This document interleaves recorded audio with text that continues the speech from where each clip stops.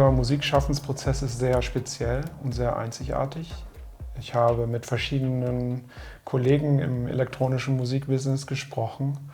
Und immer wenn ich erzählt habe, ja, also wir haben 2 Rechner parallel laufen, jeder hat seine eigenen Synthesizer und wir dudeln zusammen und machen da unsere Musik, dann sehe ich immer, wie die kreidebleich werden und aus Panik, ich weiß auch nicht wieso, sich das irgendwie nicht vorstellen können. Weil, ja, und dann, wer gewinnt dann? Und es kommen immer so ganz merkwürdige Fragen, wo dann irgendwie Angst entsteht. Oder, also ja, auch bei uns gab es am Anfang gewisse Reibereien, aber wir haben dann drüber gesprochen.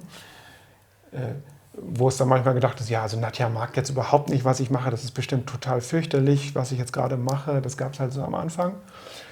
Und dann haben wir aber darüber gesprochen und dann war das aber einfach nur die Anspannung, jetzt gerade irgendwie was zu arbeiten, aber es hatte überhaupt nichts mit dem anderen zu tun, sondern es war vielleicht mehr die eigene Angst irgendwie, auf sich selbst bezogen, die eigene Unsicherheit und nachdem wir das so durchgesprochen haben, wurde es immer leichter und einfacher, im Flow dann die Musik zu generieren.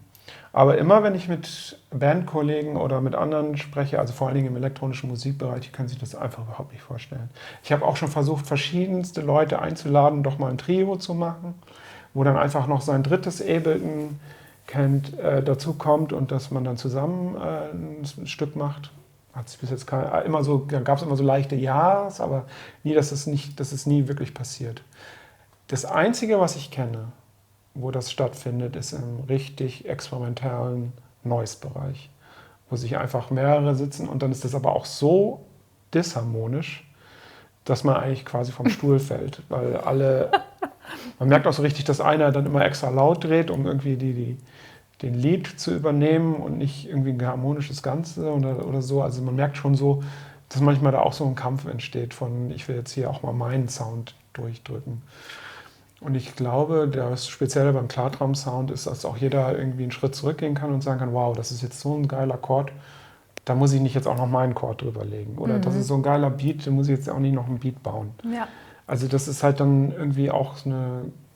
Das passiert ja auch öfter, wenn wir irgendwo live gespielt haben, dass dann der eine mitkriegt, wow, der andere hat gerade so einen coolen Part da aufgebaut und hingebastelt. Dann nehme ich mich jetzt mal raus und dann geben wir uns Zeichen so, hier, da mach mal eine Weile und sag mir Bescheid, wenn ich wieder lauter werde und wieder mehr Gas geben soll. Aber ich verstehe gar nicht, was da so kompliziert dran ist. Ich sehe uns wie so eine Band. Da gibt es ja auch verschiedene Elemente. Jeder spielt seinen Part. Und wenn alle zusammenspielen, nicht der eine extrem laut und so, ne? Also wenn alle zusammenkommen, dann entsteht das Lied oder was auch immer. Und eigentlich sind wir wie so eine 2-Menschen-Band quasi im elektronischen Bereich. Aber eben ganz speziell im elektronischen Bereich. Ja. Und jeder von uns beiden spielt alle Rollen. Also es ist nicht jetzt so, dass einer nur Drums macht oder nur Chords oder nur Melodien oder sowas macht. Es gibt dann bestimmte Absprachen. In den Live-Sets gibt es Absprachen von Track zu Track, weil sonst würden wir uns in dieser Live-Situation vielleicht auf die Füße treten. Ja. Aber nicht rein, also das ist immer abwechselnd oder immer mal so oder so. Wobei wir uns da auch hin entwickelt haben. Ne? Ich erinnere mich noch, als wir im Chaos Computer Club gespielt haben zu der Zeit, da haben wir wir haben gar nichts groß geplant und jeder hat einfach drauf los und es war auch cool, aber irgendwann dann haben wir gesagt, okay, wir teilen das so ein bisschen anders auf und haben uns besser abgesprochen. Also so, dass es einfach stimmiger und harmonischer ist und man sich im Laufe der Zeit mit so viel Musik, die ja auch entstanden ist, dann irgendwie ein bisschen besser zurechtfindet, ne? Weil das ist ja schon massiv. Also wenn man unser Live-Set aufmacht, da kannst du irgendwie, ich weiß nicht, eine halbe Stunde runter scrollen und bist immer noch nicht fertig, wenn man da alle Tracks jetzt irgendwie reinschnipseln würde. Die liegen ja auch nicht als ganze Musikstücke vor, sondern wenn wir ein Musikstück als Klartraum machen und das gerne in unser Live-Set integrieren möchten, dann wird das in ganz kleine Stückchen zerteilt. Ich meine Parts, die ich gebastelt und Sound designt habe und gemacht habe, und Helmut seine Parts. Richtig. Und dann wird das, wenn wir dann live spielen, live zusammengestellt. Und deswegen ist es jedes Mal anders. Und dann wird noch live dazu auf den Instrumenten, die halt noch mit dabei sind zu dem Live-Set. Manchmal kommt es drauf an, was man überhaupt alles transportieren kann. Manchmal kommt es drauf an, wie sind denn die Gegebenheiten. Wenn da gar kein Platz ist, jetzt groß was mitzunehmen, dann kann man halt nichts mitnehmen, groß. Ne? Also, und dann wird das live neu immer wieder komponiert, könnte man sagen, richtig. Neu erschaffen, on the fly, während man es spielt. Ja, also jedes Live-Set von uns ist einfach unique. Ja. Also deswegen haben wir auch irgendwann entschieden, eine Compilation zu machen und alle Live-Sets mal oder viele von denen zusammenzupacken. Und das konnten wir wirklich tun, weil einfach jedes Live-Set anders ist. Also es war nicht irgendwie dann langweilig oder so. Es ist auch nicht so, dass bei uns man einfach auf Play drückt, also irgendwie auf so einen Play-Button und dann passiert irgendwie und dann spielt er einfach das Ganze live, also irgendwas ab. Das ist auf jeden Fall überhaupt nicht der Fall, sondern wir haben immer sehr viele rote oder verschiedenfarbige Knöpfe und wenn wir draufdrücken, jeder von diesen Knöpfen hat eine bestimmte Bedeutung, trägt einen bestimmten Sound und startet ihn ein und dann läuft er. Und wenn wir nichts machen, passiert auch nichts, verändert sich auch nichts. Also wir sind zentraler Part dessen, was dort in dem Moment entsteht. Und es ist nichts automatisiert oder vorprogrammiert. Und das ist auch ein sehr großer Unterschied, so wie ich das jedenfalls auf meinen Touren oder unseren Touren festgestellt habe, dass das auch sehr selten ist, weil viele machen das so, dass sie einfach oben den Play-Button drücken und dann haben sie immer noch ihre Controller und dann, das ist auch noch live, also sie können auch noch irgendwie, aber dass sie wirklich auch dafür zuständig sind, jetzt zu entscheiden, was für Teile jetzt wie zusammenfließen und hervorkommen und welchen Fokus und weil manchmal ist es so, dann gucken wir uns an, das ist jetzt so richtig mega geiler Groove, den lassen wir jetzt erstmal 5 Minuten laufen und dann spiele ich vielleicht noch oben E-Piano drüber und dann ist es einfach perfekt. Ja, man kriegt es dann ja mit, die Resonanz von den Leuten, die sind ja da. Also das ist ja nicht, ich kann ja nicht zu Hause planen, wie das jetzt abzulaufen hat, sondern die Leute entscheiden ja, wie ist die Resonanz jetzt gerade auf irgendwas. Und dann möchte man da ja drauf eingehen und dann nicht sagen, oh nö, tut mir leid, meine Scene muss jetzt hier weiter durchlaufen, weil ich habe jetzt zu Hause irgendwie XY geplant, sondern ja, man kann dann einfach darauf eingehen. Ja, und dann entstehen halt so super Szenen wie zum Beispiel damals im Fabric Club, wo wir für Silicon Soul gespielt haben, wo wir da auf so einer riesen Bühne sind mit eigenem Sound und Lichtdesigner und so weiter. Und wir spielen halt so und denken so, ja, dieses Stück wird richtig abgehen und dieses Stück oder das und so. Und dann ist dann halt dieser Moment, und da kriege ich jetzt auch irgendwie schon wieder Gänsehaut, so, wo wir dann halt ein Stück spielen, das heißt Causal Waves. Und das ist nie irgendwie ein Hit oder irgendwie im Vordergrund oder so. Es besteht halt eher auf so einer stehenden Akkord und hat aber einen super netten Groove und so. Und das haben wir dann da gespielt und plötzlich fangen die Leute da auszurasten. Und normalerweise ist es ja immer so, man muss immer anfeuern, die Arme hochheben oder irgendwie so. Und dann gibt es irgendwie so eine Welle, aber wir mussten nicht mal von uns aus irgendein Party jetzt Abgeh-Impuls gehen, sondern man hat gemerkt, jetzt ist es krass, nur die Musik. Nur die Musik lässt die Leute jetzt hier gerade ausrasten. Und das ist einfach echt ein Highlight-Gefühl sozusagen, weil man dann weiß, es ist in dem Moment entstanden, wir haben das jetzt gerade zusammengebastelt, dieser Moment erzeugt jetzt gerade diese Erfahrung sozusagen für alle in dem Raum. Und was auch noch war, zum Beispiel in Leipzig, dann hat man immer gemerkt, immer wenn die Leute mitbekommen, dass das jetzt wirklich live ist, also dass ich hier wirklich jetzt mit dem E-Piano live spiele und Nadja wirklich hier die Beats baut, dann hat das nochmal eine riesen Push-Erfahrung, weil die Leute so gewöhnt sind, dass das halt einfach Play-Tracks sozusagen ist. Das ist halt schon nochmal ein gewaltiger Unterschied.